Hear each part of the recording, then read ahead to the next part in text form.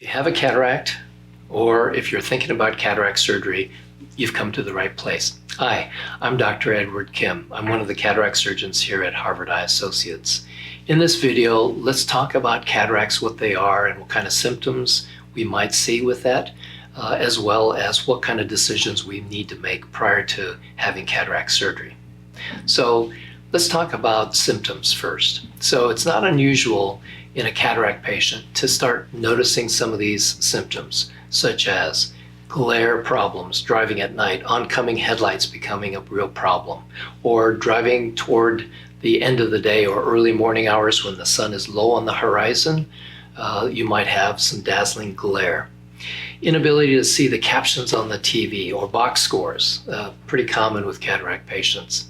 And lastly, the ability to read is diminished so that you need brighter light to help you read. So those are all pretty common symptoms. And although in early cataracts, that might not be disruptive in your daily life, but as the cataract becomes more significant, these symptoms will magnify. So when you have a cataract, let me show you exactly what happens inside your eye. So here I have a model of the eye. And the front of the eye is called the cornea, and the cornea is a clear dome behind which is the iris, that's the colored part of the eye, and the lens sits behind the iris. The lens is pretty much like the lens of a camera. So the light is focused through that clear lens onto the retina, which is the very back part of the eye. The lens, however, with time, with aging, can get a little bit cloudy. That's what a cataract is. Cataracts can sometimes come about as a result of certain medication usage or trauma. By and large, the vast majority of patients have cataracts as a result of aging. So when you have a cataract and it starts to affect your daily life, then one of the things that we can do is to remove the cataract and replace it with an artificial lens. Pretty much like how people have a knee replacement, a joint replacement, so the diseased knee is removed and replaced with an artificial knee. So here the diseased lens, or the cataract, is removed and replaced with an artificial clear lens. And that should restore the vision back to you. So the cataract surgery is very brief, really about 10 or 15 minutes in duration in an outpatient setting. We have an anesthesiologist that will provide intravenous sedation for you, so you'll be comfortable. You won't really know what's going on during the procedure. You'll be there at the surgery center approximately 2 hours, of which only 10 or 15 minutes is the actual surgery. So if you're thinking about cataract surgery, there are a few things that we have to decide. But before we get started, I'd like to impress upon you an image that we will be referring to. So let's pretend that we have a line here. And this line has a 0 point in the middle. The 0 point is where we can see distance clearly without glasses. Ideally, that's where we want to get everybody. Okay? So on this side of the 0 point is nearsightedness. You can see up close without glasses, but you need glasses for distance. Okay? On this side of the 0 point is farsightedness. Difficult to see distance and difficult to see up close, both without glasses. Okay, so we want you really close to the 0 point. So all of the discussions that we'll have later, I'm going to be referring to this image, so keep this image in mind. Okay, so the first lens that we have available is called the standard lens. This is covered by insurance. Standard lens allows you to get back pretty close to where you were before the cataract started. You may still need to have glasses for distance and definitely for reading, but it's a very good lens, and as I say, covered by insurance. If you're ending up after surgery a little bit beyond the 0 point, not close to it, glasses will get you right to that 0 point. Okay. Now the second lens choice that we have is called a toric lens. Now there are patients out there with astigmatism. I know that you've heard the term before, astigmatism. What does that mean? Well, the front of the eye is the cornea, And the cornea has a certain dome shape to it, and we would like that dome shape to be spherical, ideally. If you have a spherical cornea, you have no astigmatism. But most of us have some astigmatism, meaning that the curvature in one direction does not match the curvature in another direction. So if you imagine holding a football by the 2 points, this curvature doesn't match this curvature. So that surface is what we call an astigmatic surface, an astigmatism surface. That blurs your vision, but that's corrected with contacts, it's corrected with glasses, okay? But the second lens choice we have is for people who have astigmatism, but really may not want to depend so much on glasses. So what's the solution? So we have a lens called a toric lens, T-O-R-I-C. A toric lens has an astigmatism correction built into it. So when we place it inside the eye, it corrects a lot of the astigmatism outside, just like a pair of glasses might do the same.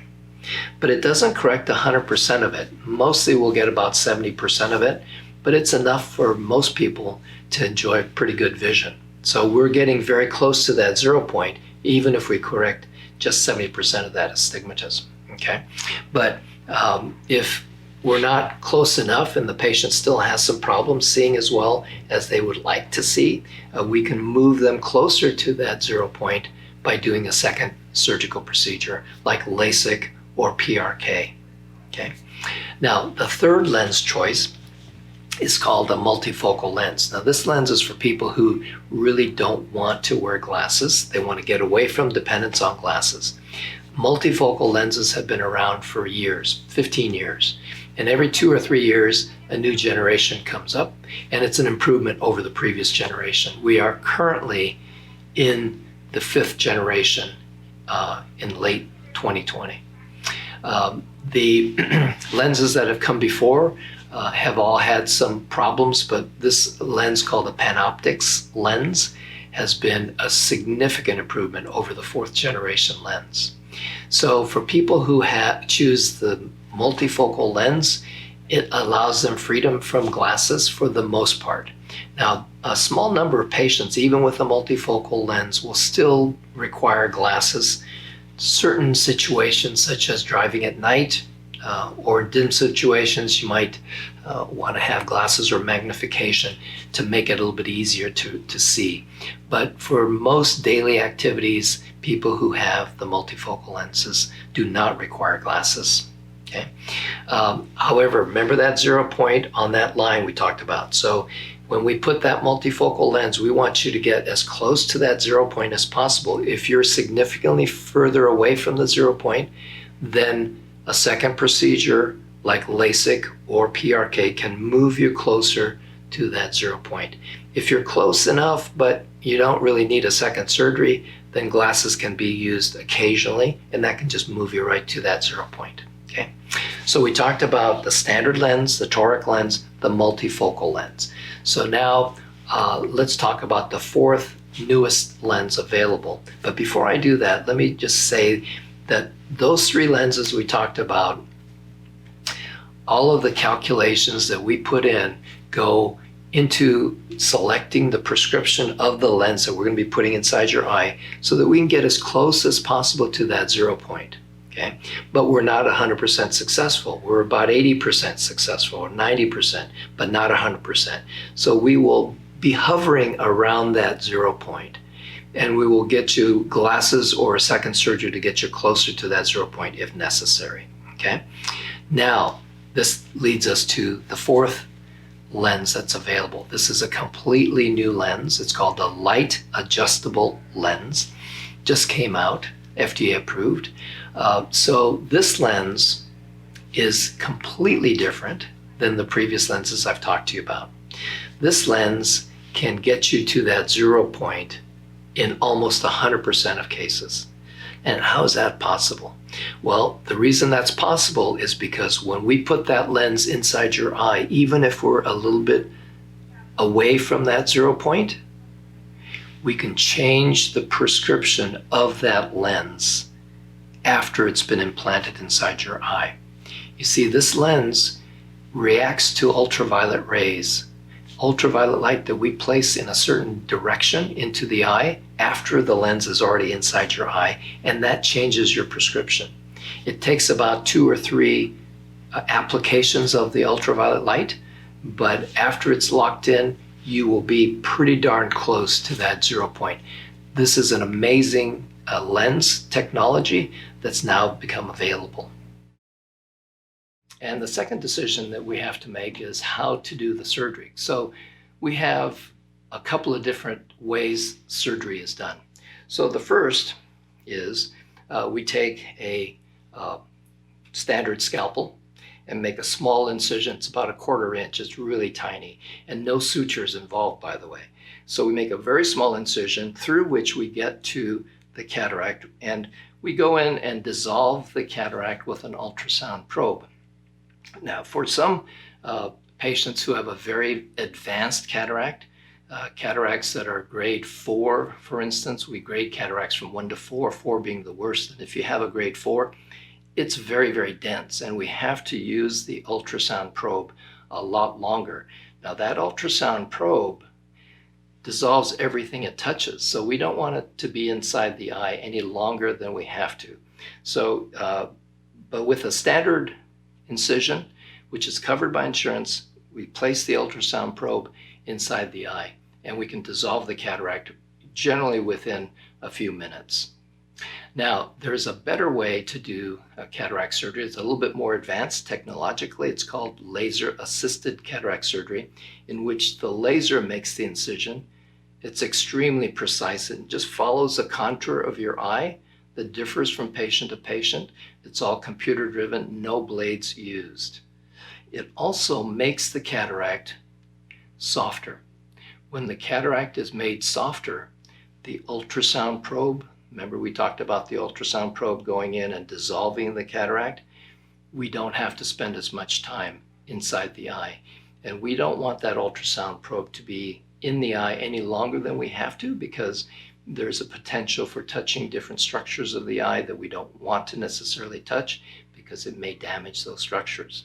So the laser-assisted cataract surgery, more precision, perhaps maybe a little bit more safety margin in certain cases, the best technology available for removing the cataract, but it's not covered by insurance, and again, that can be discussed with your cataract surgeon. The third decision we have to make is one that I recommend very highly, and it's this. Remember when we talked about the different choices of lenses? We use a lot of calculations to decide on the prescription of the lens that we're going to be putting inside your eye. Okay, so when the cataract comes out, this lens then goes in. And generally we have about maybe let's say an 80% success rate of approaching the 0 point. Remember that imagery? The 0 point is where we want to get to. So if we calculate ahead of time, we get the lens prescription ready for you, cataract comes out, that lens goes in, we have about an 80% chance of getting very close to that 0 point, but not 100%. Okay? So now we have a slightly better way, and it's called the ORA. That's spelled O-R-A. It's an instrument that we use to calculate the prescription of the lens that we're going to be putting inside your eye. But we do that after the cataract comes out, right then and there in the operating room. The ORA takes a measurement. We go to a bank of lenses, take the correct prescription, place that inside your eye. Now we're approaching 90% close to the 0 point.